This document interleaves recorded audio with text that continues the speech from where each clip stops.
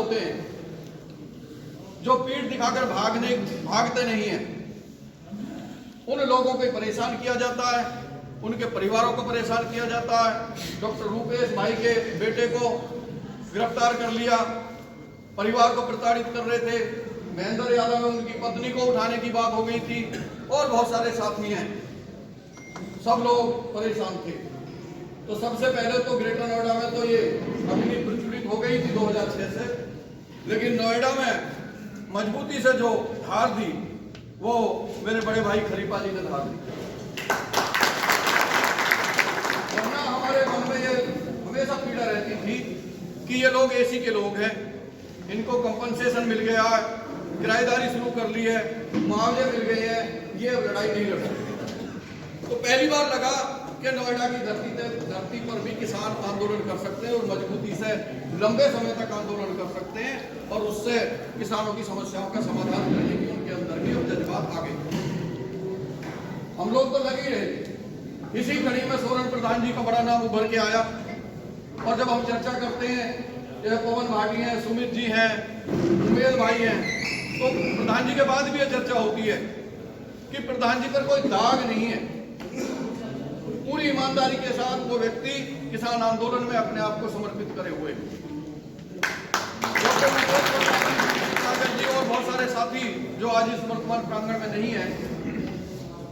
हम बहुत लंबे समय से लग रहे थे, बीच में चीजें आती हैं, जैसे आज आपके साथ संयुक्त मोर्चे में विखंडन हुआ, ऐसी बीच में भी हमारे साथियों में बहुत सारी चीजें आई, हमने भी उन लोगों को छोड़ा और कहीं ना कहीं उस बात से किनारा कर लिया, उस बदलू में दाग से हम अपने आप को बचाए रखे और ऊपर वाले की कृपा से हमने अपने आप को बचाने का पूरा भरसक प्रयास किया और अब तक बचे हुए हैं।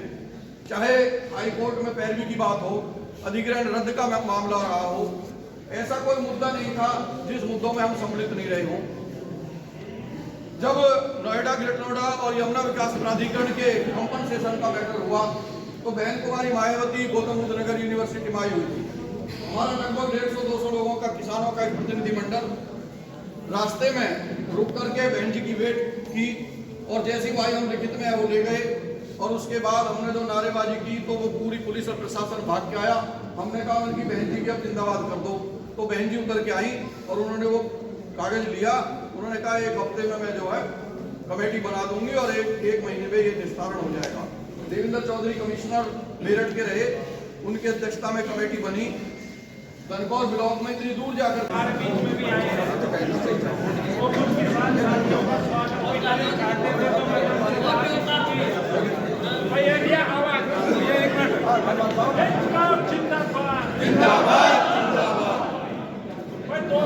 आपसे निवेदन है कि 2 मिनट आप हमारी बात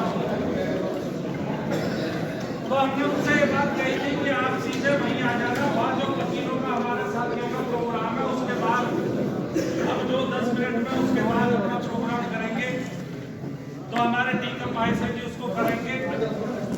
तो जो हमारे किसान साथी हैं वो यहीं उपस्थित रहें और जो वकील साथी उसमें शामिल होना चाहें तो वो भी शामिल हो सकते हैं।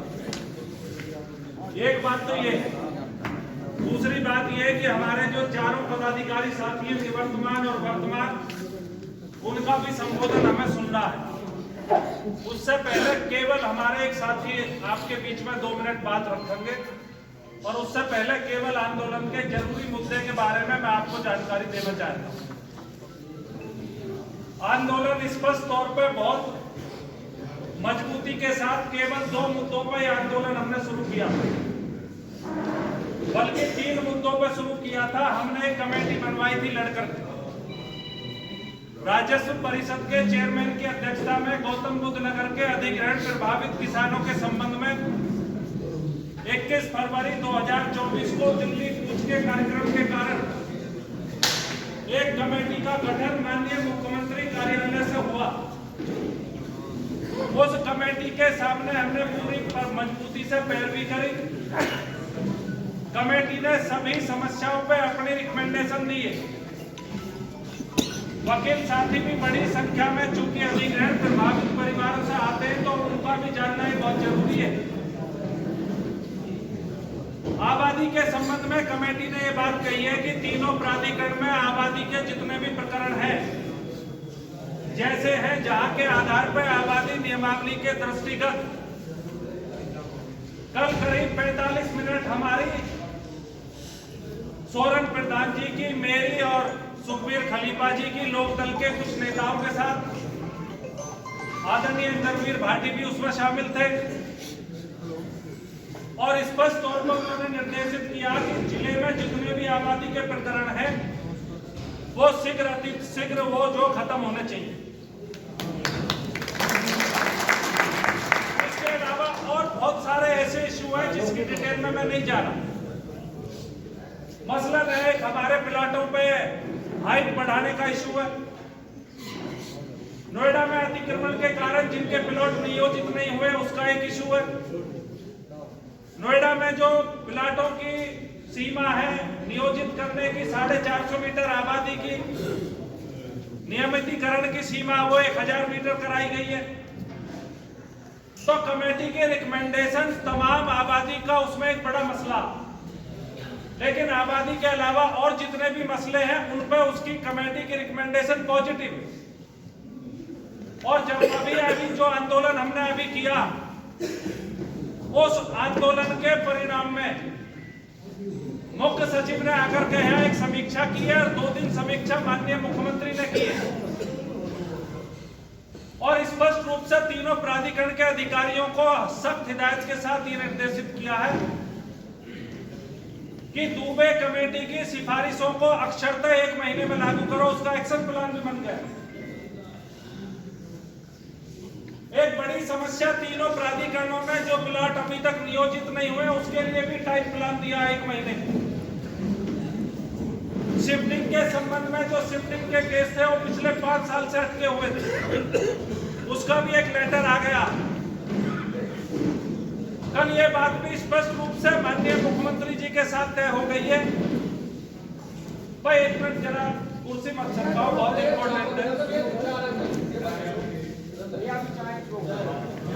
माननीय मुख्यमंत्री जी के साथ ये बात भी स्पष्ट हो गई है। हमने कहा साहब आपको किसानों के बारे में इंफॉर्मेशन ही नहीं रहती। जो भी इंफॉर्मेशन आप हमारे साथ शेयर कर रहे हो वो तो एक तरफा इंफॉर्मेशन। टोटल नेगेटिविटी भरने का काम यहाँ के अधिकारी आपके दिमाग में करते हैं। जनप्रतिनिधि इतनी तरह फेल है कि वो हमारी कोई बात उन्होंने कही नहीं आज तक। हमसे जो बात हुई है मुख्यमंत्री जी की, पहले 10 मिनट तो वो नेगेटिविटी दूर करने में हमें लगे। वो समझ रहे हैं कि ये किसान विकास में बाधक है, ये डिस्टरबेंस पैदा करता है, इसकी वजह से निवेशक भाग जाएगा। उनकी चिंता का विषय यहाँ के किसान नहीं है, उनकी चिंता का विषय यहाँ का निवेशक। उनके एजेंडे में कि पूरे दिल्ली एनसीआर में गौतम बुद्ध नगर को हम पहले नंबर पर लेकर जाएंगे। वो कह रहे हैं हमें किसान की चिंता है, लेकिन उनकी बातों से स्पष्ट हो रहा था कि उन्हें निवेशक की चिंता है। हमसे जो उन्होंने बात करी वो हमारे आंदोलन के इस दबाव में करी कि यदि मैं इनसे बात नहीं करूंगा तो ये बहुत ज्यादा डिस्टरबेंस पैदा कर रहे। जो हमने आंदोलन किया उसके परिणाम में माननीय मुख्यमंत्री जी मजबूर हुए हमसे बातचीत करने के लिए। वो हमें न्यूट्रलाइज करना चाहते हैं, ये चाहते हैं कि हम उनके विकास के कार्यक्रम में सहयोगी बने। नए कानून के बारे में उन्हें बहुत उथली जानकारी है, बहुत सतही जानकारी है। 10% के मुद्दे पे बहुत सतही जानकारी है। इवन परमेंद्र भाटी जी तो बहुत बारीकी से उस चीज को जानते हैं।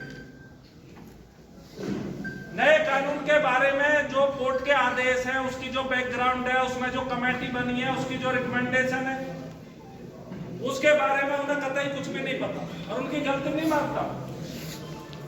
वो पूरे 74 जिले को देखते, ये फर्ज बनता हमारे एमएलए और एमपी का। और कल की मुलाकात की सबसे बड़ी उपलब्धि तो यही है कि हमें यह पता चला कि हमारे यहाँ के जो जनप्रतिनिधि हैं उन्होंने एक भी शब्द शायद पिछले 5 साल में यहाँ के मुद्दों के बारे में उनसे नहीं कहा। मिलते खूब है, पता नहीं किस विषय पे मिलते हैं। उनकी हिम्मत नहीं है, या वो ना नहीं सुनना चाहते, या वो एरोगेंट है, पता नहीं, वो तो वो जाने। लेकिन वो माननीय मुख्यमंत्री के सामने उन्होंने कोई बात अभी तक रखी नहीं।